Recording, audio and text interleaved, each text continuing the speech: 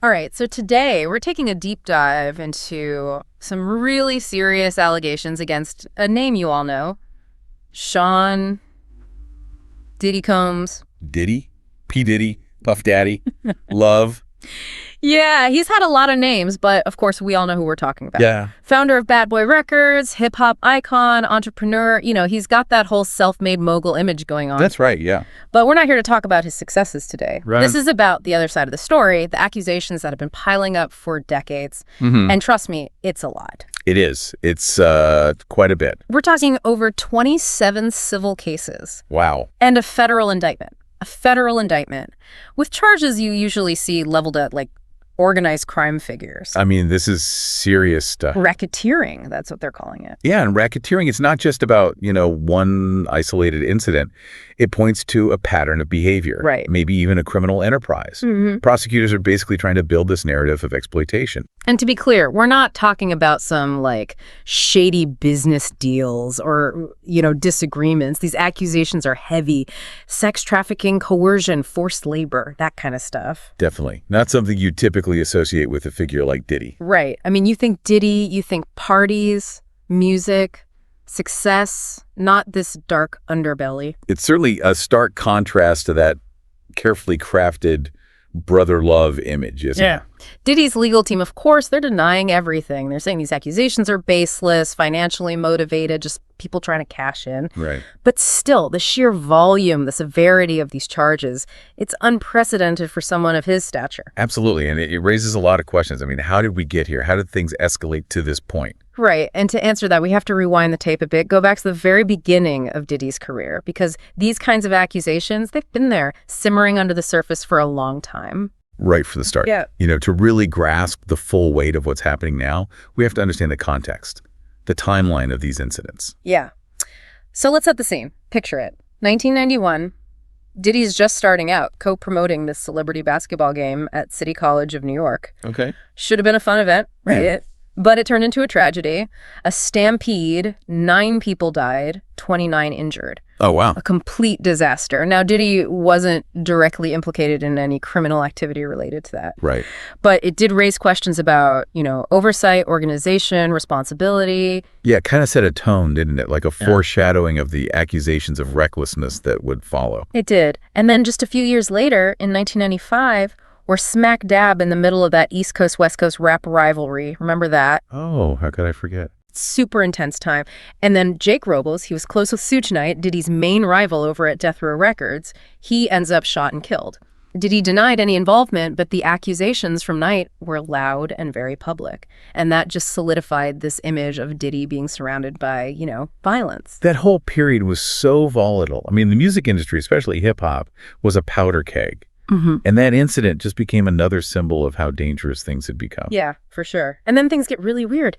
1998, Diddy attacks Steve Stout, another music executive, with a champagne bottle. What? Yeah. The reason, a music video Stout directed that showed Diddy in a mock crucifixion scene. Seriously, a champagne bottle for a music video. Yeah. Talk about an overreaction. I mean, come on, that's got extreme. Totally.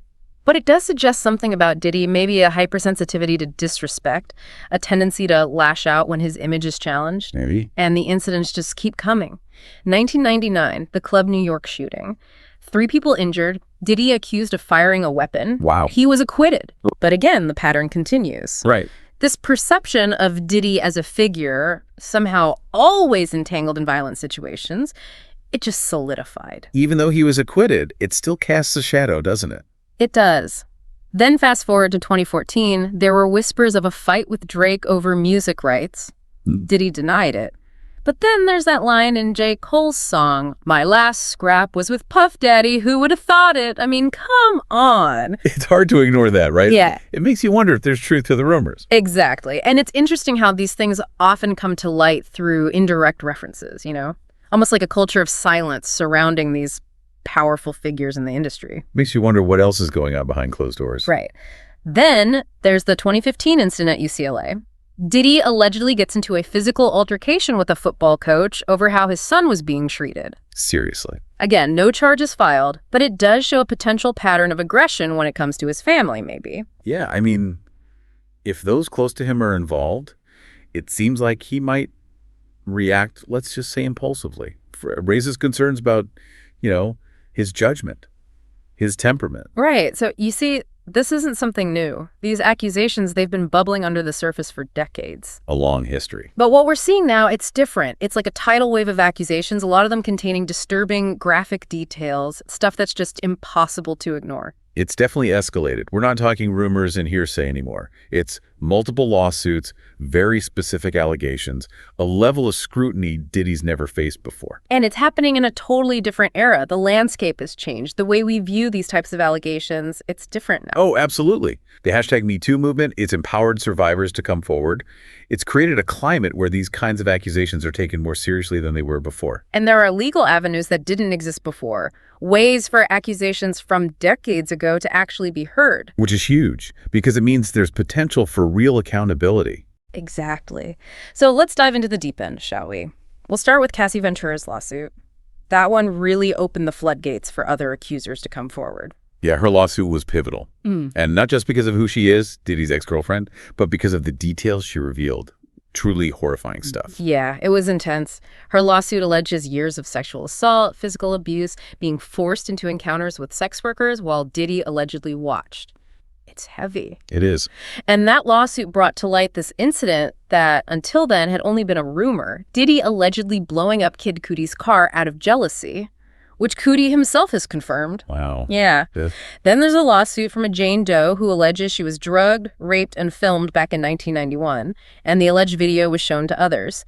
And another lawsuit alleges the gang rape of a 17-year-old by Diddy, Harv Pierre, and another man at Daddy's house studio. It's hard to even fathom these kinds of accusations, especially against someone like Diddy. But the fact that they're being made so publicly, with specific details, it suggests a level of confidence on the part of the accusers. Right. And it's not just lawsuits either. Tiffany Red, she's a Grammy-winning songwriter. She worked with Diddy. She wrote this whole open letter corroborating Ventura's claims and sharing her own disturbing experiences as well. That's huge. She's putting her own reputation on the line to back up Ventura's story. Exactly. And the fallout is already happening. Hulu, they canceled a reality show about Diddy's family. Brands are cutting ties with his businesses. Homeland Security investigations. They even raided his homes. These are serious repercussions. It shows that people are taking these accusations seriously, even before any legal verdict. Yeah, it goes beyond just, bad press. And then we have attorney Tony Busby. He represents a crazy number of accusers. He says he has over 120 people ready to sue Diddy, and 25 of them were allegedly minors at the time of the abuse. Wow. That's unprecedented. I mean, that many accusers. It points to something potentially widespread, maybe even systemic. And the details from the lawsuits filed by Busby's clients, they're just horrific. He describes a pattern of young, aspiring artists lured with promises of stardom, and then subjected to, well, I can't even repeat some of it here. It's that bad. It's important to remember that these are still allegations. Diddy maintains his innocence, and it's up to the courts to determine the truth. Absolutely. But the sheer volume and the consistency of these accusations coming from so many different sources, it paints a very disturbing picture. It definitely raises a lot of red flags. It does. So, we've gone from celebrating Diddy's achievements to confronting this mountain of accusations against him.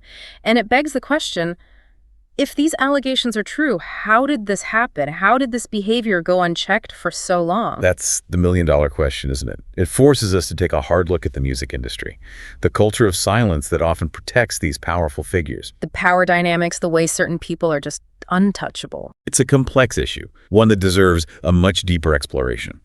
But for now, I think it's time to shift gears a bit and look at Diddy's legal strategies. How is he trying to navigate this legal minefield?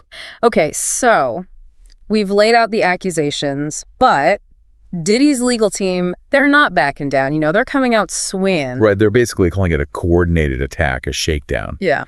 They're saying this is just a bunch of people trying to take advantage of his fame and fortune. And of course, they're emphasizing Diddy's right to due process. Absolutely. Yeah. Which, is fair. He's innocent until proven guilty. Yeah, that's a cornerstone of our legal system. Of course. But even with all those denials, it's hard to ignore the sheer volume, the consistency of the stories, the graphic details. There's a lot to process. It is. And that's where legal strategy comes into play. Oh. They're trying to control the narrative, Yeah. limit the damage. They even tried to get a gag order to stop the media from reporting on the case. Right. Didn't that get shot down pretty quickly? Yeah, the judge wasn't having it. Denied the gag order, which means all those messy details, they're fair game to the press. Oh, yeah, big time. And that's a win for transparency, because public opinion, it can really sway these kinds of cases. Oh, yeah, for sure, for sure. And you know what else I thought was interesting? That Diddy settled that first lawsuit with Cassie Ventura so fast, like almost immediately. That's a classic move. Right. Settling, it doesn't mean you're admitting guilt. Right. It's a way to avoid a trial. Yeah. Which can be, long, expensive, and embarrassing. Yeah. Even if you believe you're innocent. So could it be that he's basically paying to silence these accusers? It's possible, but we don't know the terms of the settlement. Those are usually confidential. Right. There could be other reasons for settling, even if he believes he's in the right. Okay, fair enough. So let's talk about those lawsuits brought by Tony Busby's clients. I mean, he's really painting this dark picture of Diddy, a pattern of abuse targeting young people, those trying to break into the industry. He's going for that shot value, right? He wants to create this image of widespread predatory behavior. And some of the details are just, it's hard to even talk about. It is. One lawsuit alleges that Diddy sexually assaulted a 9-year-old auditioning at his studio. Okay. Another claims that a personal trainer was drugged and assaulted at a Bet Awards after party. This was in 2022. Wow. I mean, again, these are allegations, and Diddy is presumed innocent until proven guilty. Of course, we have to remember that. But the fact that Busby says he has over 120 accusers, that's just mind-blowing. How could this have gone on for so long, allegedly, without anyone speaking out? Well, that's the thing about power, right? It can create a culture of fear and silence. Right. People were afraid to cross him. They didn't want to risk their careers, their connections. That chance at stardom. Exactly. They might have felt pressured, even threatened, to stay quiet. Yeah. And what about the people around Diddy? His employees, his inner circle. Right. Did they know? If they did they just look the other way? That's a big question. Yeah. Were there enablers? Was there a culture of complicity? That's something the investigation will hopefully uncover. Man, it's pretty clear that Diddy's legacy is on the line here. Oh, absolutely. I mean, no matter what happens in court, his image has taken a huge hit. It's hard to come back from something like this. It is. This case, it really makes you think, about how we as a society treat these kinds of accusations. About the power dynamics at play, about our responsibility as consumers. You know what I mean? Are we supporting these industries that allow this kind of behavior to happen? It's a tough question. It is. Are we in some way complicit? Right. It's something we all have to grapple with. Okay, so we've got all these accusations spanning decades. Yeah. Diddy's legal team fighting tooth and nail the justice system trying to make sense of it all. And the public just trying to process the whole thing. It's a mess. It's a lot.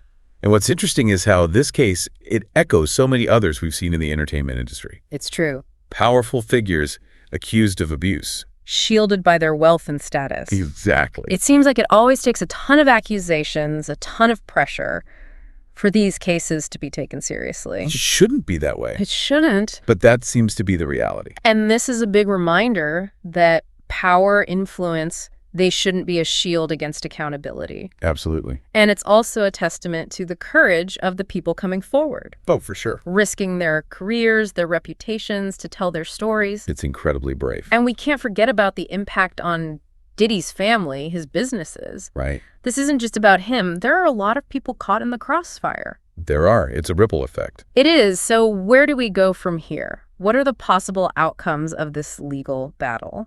I mean, it's complicated, right, mate? Yeah, we've got the civil lawsuits. Those could lead to financial settlements, or they could go to trial. And then there's that federal indictment. Right. That's a whole other level. Yeah. If he's convicted on those racketeering charges, he's facing serious prison time. Wow. And even if he's acquitted, the damage to his reputation, it might be irreparable. His whole future, professional, personal, everything, it's hanging in the balance. It really is. And the outcome of this, it's going to have huge implications for the music industry and just, society as a whole. For sure. It's easy to get lost in the legal stuff, the accusations, the denials. Right. But at the end of the day, this is about real people, real lives impacted. Whose lives have been deeply affected. Yeah. And that's what we can't lose sight of. And even if Diddy is never found guilty in a court of law, yeah, the sheer number of accusations, the nature of the stories, they paint a disturbing picture. It's hard to ignore. It is. This case is a reminder that we need to believe survivors. Yeah. Hold powerful people accountable and create a culture where this kind of behavior is never tolerated.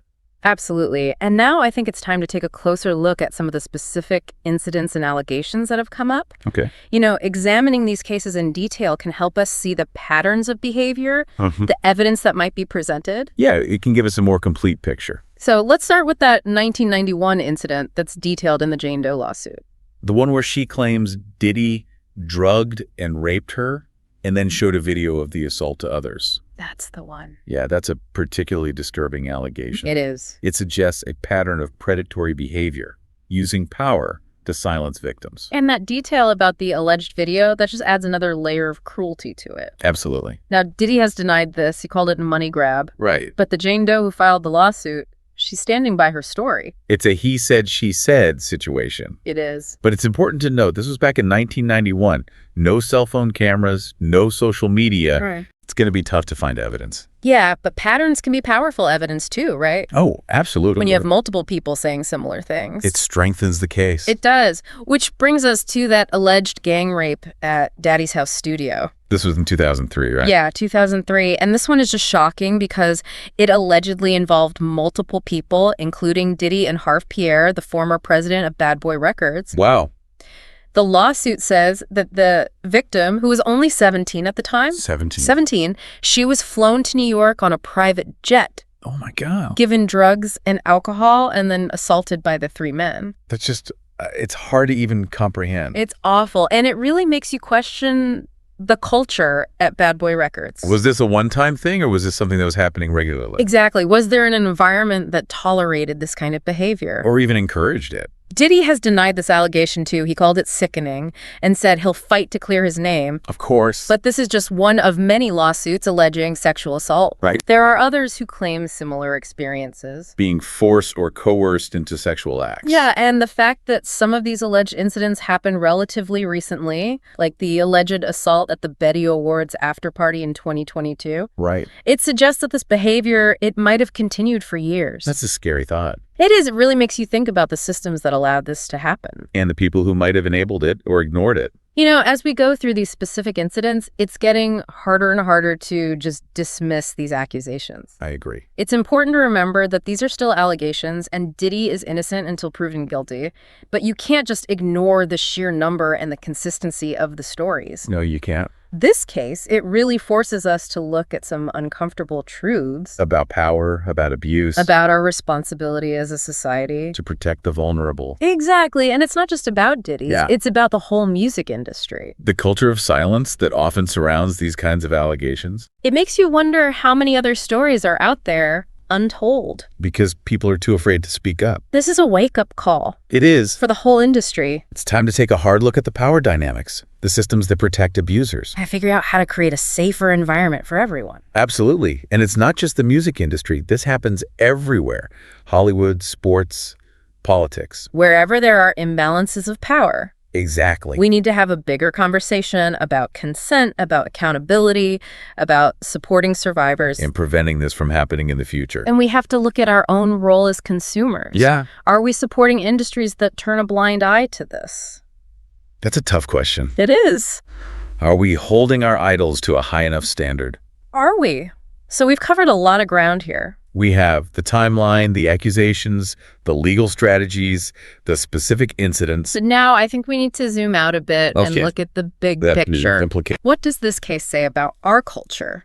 About the systems we live in? This whole thing, it really makes you think, doesn't it? It does. It's like it's easy to get caught up in the celebrity aspect, but really this is about a system that allowed this behavior to go unchecked for years and years. Yeah, it's about power and silence and all those stories that we don't hear. Exactly. And it makes you think, like, what can we even do about It it? feels huge. It does. But I think the first step is staying informed. Okay. We can't let this just be another headline. We need to follow the legal process, read the reports, Yeah. understand what's really going on. Yeah. And it goes beyond Diddy, right? Oh, absolutely. This is like a wake-up call to pay attention to these issues in all industries, not just entertainment. Exactly. Abuse and exploitation. It happens everywhere. It does, and we need to listen to survivors, support the organizations that are fighting for change, hold these powerful people accountable. Yeah. And we can make choices with our wallets, too. Support artists and businesses that align with our values, the ones that prioritize safety and respect. Send a message that this kind of behavior won't be tolerated. Right. It's not about canceling anyone or making judgments before the facts are in. Right, right. It's about doing what's right. Yeah, and creating a culture where people feel safe to come forward no matter who the accused is. That's so important. It is, and that starts with education, doesn't it? It does. Having those conversations about consent, healthy relationships, the signs of abuse. Teaching kids to respect boundaries and speak up when something's wrong. Yeah, it's a long road. It's not going to change overnight. It won't. But I do think that if enough people demand better, the industry will have to listen. I agree. There's power in collective action. For sure. Look at the hashtag #MeToo movement. Change is possible. Yeah. But it takes work, and it takes everyone being committed to holding each other accountable. We can't let this momentum fade. We can't. So as we wrap up this deep dive, I want to leave everyone with a sense of hope, even amidst all this, This case, it's brought up some ugly truths. It has. But it's also started these important conversations, and it's sparked the demand for change. And that's what we need. It is, by staying informed, having those open conversations, supporting the people who've been affected. We can create a future where everyone feels safe, heard, respected. Where abuse has no place in any industry. Exactly. And now for that final thought-provoking question. Right. Knowing everything we've talked about, can we separate the art from the artist in Diddy's case? Can you still enjoy his music knowing about these allegations? There's no easy answer. It's a personal decision, It's about examining your own values. Yeah. But I think the biggest takeaway here is this. Silence is not an option. It's not. We all have a responsibility to create a world where everyone feels safe and respected. And that's where we'll leave it today. Thanks for joining us on this deep dive. Thanks for having me. Remember, this is just the start of a much bigger conversation. Stay curious, stay engaged, stay hopeful. Together, we can make a difference.